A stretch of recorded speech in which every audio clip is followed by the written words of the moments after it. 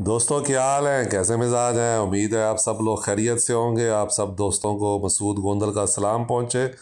दोस्तों जैसा कि आपको मालूम है, हमारी गाड़ी की कोशिश हो रही है लाहौर में, तो ये ताज़ा अपडेट उसका आया है, मैंने कहा आपके साथ शेयर करूं। ये देखें, ये उस्ताद यूसुफ जो है वो उसकी कटिंग कर रहे हैं। और ये देखें, ये जो है ये एम्ब्रॉयडरी हो रही है।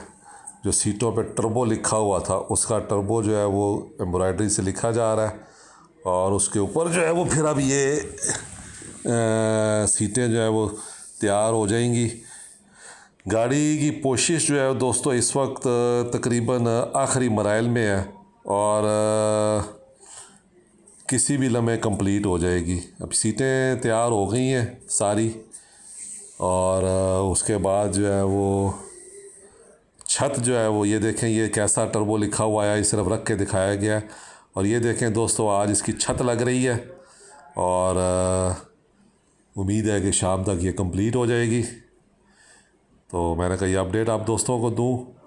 खुश रहें दोस्तों, दुआओं में याद रखें।